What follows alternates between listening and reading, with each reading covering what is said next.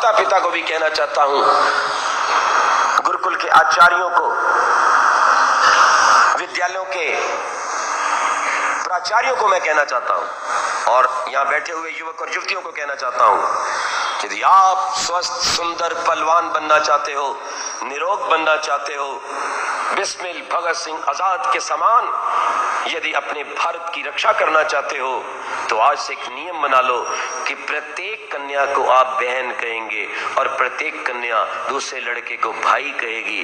भाई और बहन कहने में ही रोग चले जाते हैं और पवित्रता आ जाती है। करके देखिए, और इसी का प्रयोग कार्यालयों में कीजिए। जो विवाहित है उनको भी मैं कहना चाहता हूं, क्यों नहीं प्रयोग करते? इसलिए नहीं करते ना कि मामला गड़बड़ है। इसलिए ब्रह्मचर्य की रक्षा के लिए ध्यान रखना, ये साधन है। सात्विक भोजन, प्रतिदिन व्यायाम, आपके शरीर की शक्ति खप जाए। ब्रह्मचर्य, सर्वांग आसन, गाय का दूध, सब्जी, दिन भर पानी पीते रहना ताकि कब्ज ना हो। कब्ज नहीं होगी तो ब्रह्मचर्य की रक्षा होगी। रात्रि जल्दी सो जाना। जो रात भर जागते हैं, रात को वायु बढ़ती है, वायु मन को चंचल करती है और वो व्यक्ति कोई भी कुकर्म कर सकता है, वो अपने आपे से बाहर होता है। ध्यान रखना इस बात को। और रात्रि मंत्रों का पाठ करके सोइए। तन्मे मनः शिव संकल्पमस्तु। हमारे यहाँ ब्रह्मचारियों को ब्रह्मचर्य की रक्षा के लिए एक मेखला बांधी जाती थी, शायद आपने कभी देखी हो, और उस मेखला में एक गांठ होती थी बहुत मोटी, मूंज की मेखला, पीछे मोटी गांठ। क्या रहस्य था उसका? कि ये विद्यार्थी सीधा ना सोए। सीधा सोने से ब्रह्मचर्य की हानि होती है, हमारे पेट का और उधर हमारे मूत्राशय का दबाव पड़ता है। इसलिए यदि आपने ब्रह्मचर्य की रक्षा करनी है, बिना स्वप्न के शांत निद्रा में सोना है, पवित्र बल को प्राप्त करना है, तो सदा करवट में सोइए। बायां करवट सबसे अच्छा है, दाहिना स्वर चलता है, शरीर में अग्नि का विकास होता है और सब कुछ पच जाता है। ध्यान रखिए, ये एक और साधन है। ये ब्रह्मचर्य के लिए लाभदायक चीजें। प्रतिदिन ब्रह्मचारियों का जीवन पढ़ो, देशभक्तों का जीवन पढ़ो, ऋषि दयानंद को पढ़ो, चंद्रशेखर आजाद को पढ़ो, राम प्रसाद बिस्मिल को पढ़ो, रानी झांसी को पढ़ो, दुर्गावती को पढ़ो, सुशीला दीदी को पढ़ो, जिसने अपना अंगूठा काट कर कलकत्ता में और उस खून से भगत सिंह को तिलक लगाया था। तुम मेरे भाई हो, मेरे खून का ध्यान रखोगे और अपने देश की आजादी के लिए जीवन भर काम करते रहोगे। और भगत सिंह ने एक अच्छे भाई होने के नाते जीवन के अंतिम श्वास तक अपनी भारत माँ की सेवा की और हंसते हंसते फांसी के फंदे पे चढ़ गया। अगर प्यार ही करना है तो इस तरह का प्यार कीजिए। याद रखिए, मैं ऋषि दयानंद ने ब्रह्मचर्य के बल से मृत्यु पर अधिकार किया। मृत्यु स्वयं नहीं आई, बार बार खटखटा रही थी। ऋषि कहता था चली जा, अभी टाइम नहीं है। उसके बाद बैठे, मंत्रों का पाठ किया और फिर अपनी आत्मा को छोड़ा। और यह स्थिति भीष्म पितामह की थी। ध्यान रखना, इस बात को समझना। और कितना बल था। कहते दो खुखार सांड आ रहे थे, उत्पात कर रहे थे। पूरा बाजार जो था वो भगदड़ में था। स्वामी जी को पता चला बहुत खुखार खांड है। आपको पता ही है, सांड जब लड़ते तो कुछ नहीं देखते। अच्छे भले भले बलवान व्यक्ति डर के पीछे हट जाते। ऋषि दयानंद आगे बढ़े, प्राणायाम भरा, अपनी बाजुओं को फैलाया और उन दोनों सांडों के सींगों को पकड़कर धक्का दिया और उन्हें दूर हटा दिया। ब्रह्मचर्य आप में बल भरेगा, सुंदरता बढ़ेगा, तेज भरेगा, बुद्धि को भरेगा, आपको जीने का आनंद आएगा। और जब उस जीवन की ज्योति, ब्रह्मचर्य की ज्योति को लेकर आप ओम का जप करेंगे तो भगवान आपको शीघ्र मिलेगा। पक्की बात कहता हूं। और ठीक इससे विपरीत अंडा या खाने वाला व्यक्ति 20 जन्म में ब्रह्मचर्य का पालन नहीं कर सकता। वो जरूर अपने जीवन को बर्बाद करेगा, क्योंकि वो उत्तेजना पैदा करता है और वो व्यक्ति व्यसनी बनता है। शराब, मांस, दुराचार, गंदे गीत, अपने हाथों से कुचेष्टा करना, जीवन में गंदे विचार लाना, ये ब्रह्मचर्य का पतन है। जब तक आप 16 वर्ष से बड़े ना हो जाएं, 25 वर्ष से बड़े ना हो जाएं, तब तक विवाह की बात मत सोचें। और सोचें तो इस विचार को लेके सोचें, मैंने जो जीवन में तप किया है, मैंने जो विद्या प्राप्त की है, मैंने जो संयम किया है, इसके द्वारा अगर मैं इसका प्रयोग करूंगा तो अपने देश के लिए अच्छी बलवान सुंदर संतान दूंगा जो अपने देश को स्वतंत्र करवा सके, अन्यथा मैं अपने शरीर की शक्ति को बर्बाद नहीं होने दूंगा। हमेशा इस बात को भूलो। इसलिए भगवान वेद में कहता है अश्मा भवतु नस्तनु। आइए हम इस विषय को समाप्त करते हैं और अंत में ये कहना चाहते हैं, जिनको रोग है किसी भी प्रकार का, शारीरिक गुप्त रोग है, चाहे वो लकोरिया है, श्वेत प्रदर है, रक्त प्रदर है, स्वपन दोष है, धातु विकार है, उसके लिए अमृत तुल्य भगवान ने हमें एक औषधि दी है जिसका नाम है आंवला। आज से यदि आप ब्रह्मचर्य की रक्षा चाहते हो, शरीर को सुंदर तेजस्वी बनाना चाहते हो, चाय को एक झटके में बंद कर दो, लाल मिर्च बंद कर दो, आंवले को छोड़कर शेष खटाई को बंद कर दो, आंवले का चूर्ण बनाओ मिश्री मिलाकर और दिन में 2-3 बार, अगर गर्मी है तो आप उसका सेवन पानी के साथ करें, अगर सर्दी है तो आप दूध के साथ भी कर सकते हैं, हल्के पानी से सर्व कर सकते हैं। ब्रह्मचर्य की रक्षा के लिए आप सर्वांगासन अनिवार्य रूप से करो, पूरे शरीर की रक्षा करेगा और आपके चेहरे को तेजस्वी और आपकी बुद्धि को सूक्ष्म माइक्रोस्कोपिक बनाएगा। सायंकाल प्रतिदिन बाह्य कुंभक प्राणायाम कीजिए। आर्य समाज में आइए, आर्य समाज में हमारे जो लोग हैं, विद्वान है, पुरोहित है, सदस्य हैं, वो सब आपको ये बातें बता सकते हैं। रविवार को आइए, यहाँ पर बैठिए, यज्ञ कीजिए, जीवन में ज्योति को प्राप्त कीजिए, संसार को प्रकाशित कीजिए, कीड़े मकोड़े की तरह मत मरिए। जिंदगी उसी की है जिसका दुनिया नाम जपती है। अरे जिंदगी यूं तो कुत्ते और बिल्ली की भी कटती है। अच्छा है कुछ काम करना, देश धर्म का इस नाव में, नाव खाली हो तो मझधार में पलटती है। कुछ शंकाएं, 1-2 जो बहुत आवश्यक हैं, जिन्होंने हमारे विद्यार्थियों को भ्रष्ट किया है।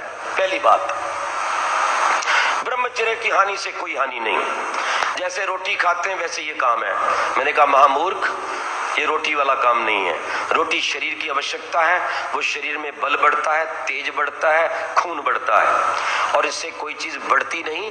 इससे चेहरा जो है धूमल हो जाता है, पाचन क्रिया बिगड़ जाती है। जो व्यक्ति ब्रह्मचर्य की हानि करता है, चाहे विद्यार्थी है, चाहे गृहस्थ है, चाहे वो वृद्ध है, पहला काम वो करेगी, उसके चेहरे को बर्बाद कर देगी। दूसरी बात, उसकी भूख कम हो जाएगी। तीसरा काम, उसे बार बार बुखार होगा।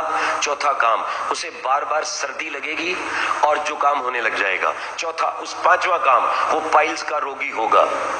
लिख लेना मेरी इन बातों को, मैं दावे के साथ कहता हूं, क्योंकि जो आप खाते हैं वो गाड़ी का तेल है, पेट्रोल है, डीजल है, परंतु एक होता है इंजन ऑयल जिससे गाड़ी चलती है, और अगर इंजन ऑयल समाप्त हो जाए तो इंजन सीज्ड हो जाता है। और इस गाड़ी के लिए जो पानी पीते हैं, दूध रोटी खाते हैं, ये तो है इसकी खुराक, लेकिन इसकी जान जो है, इसका जो आधार है वो है ब्रह्मचर्य।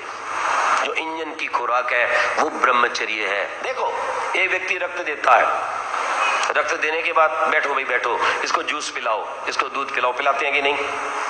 अरे महामूर्ख, उस रक्त से भी 100 गुना अधिक मूल्यवान तत्व हमारे शरीर का ये WRC है। याद रखना, WC, व्हाइट कॉर्पोरल्स, वो ज्यादा मूल्यवान है हमारे शरीर का रज और वीर्य। अगर रक्त देने के ऊपर ध्यान दीजिएगा, जूस चाहिए, तो जो व्यक्ति अपने शरीर की शक्ति को व्यय करता है, जो गृहस्थ अच्छी संतान के लिए अपनी शक्ति का व्यय करते हैं, आयुर्वेद उठा के देखिए क्या लिखा है, वो उसके तुरंत पश्चात दूध पिए, इलायची डालें, उसमें पौष्टिक पदार्थ डालें कि जो शरीर की शक्ति क्षीण है वो पूर्ण हो जाए। मैं देश के विद्यार्थियों को कहना चाहता हूं, अगर कोई मूर्ख, नादान नेता, डॉक्टर, अभिनेता तुम्हें गंदी शिक्षा दे तो उसको नकार देना, और ऋषियों की परंपरा पे चलना जिन्होंने ब्रह्मचर्य के द्वारा संसार के अंदर अपना नाम किया और लंबी आयु पाई है। ध्यान रखना इस बात को। इसलिए मैं कहना चाहता हूं, उस रक्त से भी ज्यादा कीमती हमारे शरीर का रज और वीर्य है। ध्यान दो इस बात की ओर। कुछ लोग कहते हैं इससे कुछ फर्क नहीं पड़ता। ध्यान देना, तितलियां जब संसार की वृद्धि करती हैं, परस्पर जुड़ती हैं तो मृत्यु का शिकार हो जाती हैं। आज के दिन गहराई से देखिए, जितने आपके हृदय रोग हैं, जितनी शुगर की बीमारी है, ध्यान देना, इन सब का एक मौलिक कारण है ब्रह्मचर्य की हत्या की संयम कोई नहीं करवा रहा। इसलिए ऋषिजन ने कहा था, गृहस्थ आश्रम में होते हुए भी अगर संयम और ऋतुगामी है तो ब्रह्मचारी के तुल्य है। मैं अपने भाइयों को, बहनों को, विद्यार्थियों को यही कहना चाहता हूं, अगर जीवन का, धरती का सुख लेना है और शक्ति को अपनी मुट्ठी में बंद करना है तो ब्रह्मचर्य का पालन करो।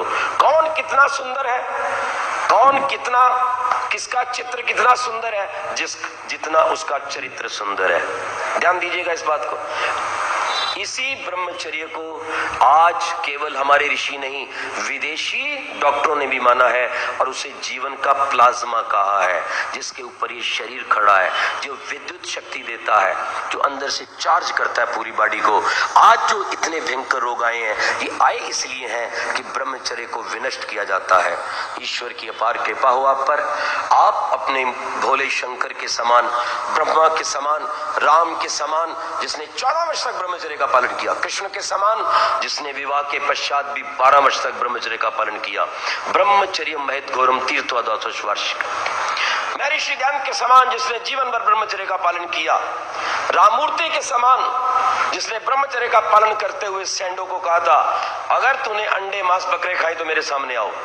कहते हैं 2 मुक्के मारे थे सैंडो ने राममूर्ति को। राममूर्ति दयानंद का अनुयायी था, उसने 2 मुक्के खा लिए, प्राणायाम भरा, कुछ नहीं हुआ। उसने कहा, तैयार हो जा मेरे बेटे, आ रहा है भारत का मुक्का, गाय के दूध का मुक्का, प्राणायाम का मुक्का, ये गेहूं का मुक्का, गाय के घी का बना मुक्का आ रहा है। कहते एक मुक्का जब मारा सैंडो को तो मुंह होकर के और जाकर के वो चित्त हो गया धरती के ऊपर। लोगों ने हाहाकार कर दिया, बस बस बस, अब नहीं। तो बोले दूसरा कौन खाएगा, मैंने 2 खाए हैं। ये है ब्रह्मचर्य की ताकत। इसलिए मेरे अपने देश के युवक और युवतियों को कहना चाहता हूं, ब्रह्मचर्य के बल पर हमारे देश के वीरों ने, बिस्मिल भगत सिंह आजाद ने इस देश को आजाद करवाया। वो फांसी को देखकर भी व्यायाम, प्राणायाम करते थे। आज ये प्रतिज्ञा करके जाओ, यहां पर प्रतिदिन सूर्य से पहले उठेंगे, क्योंकि सूर्य के पश्चात ब्रह्मचर्य की हानि होती है।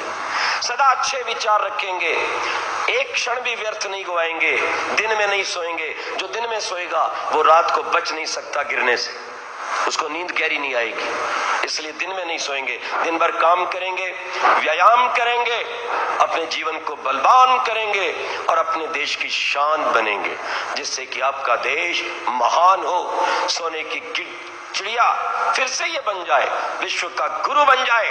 और जितना आतंकवाद है आपके ब्रह्मचर्य चरित्र के बल से यहां से हट जाए और भारत पुनः विश्व का सम्राट बन जाए। प्रभु से मेरी ऐसी प्रार्थना है, हम उसके आदेश का पालन करते हुए अपने जीवन को संयमी बनाएं, पवित्र बनाएं, चरित्र से युक्त बनाएं, सदा शाकाहारी पवित्र पावन भोजन करके और उस प्रभु के आनंद को पाएं। ओम शांति।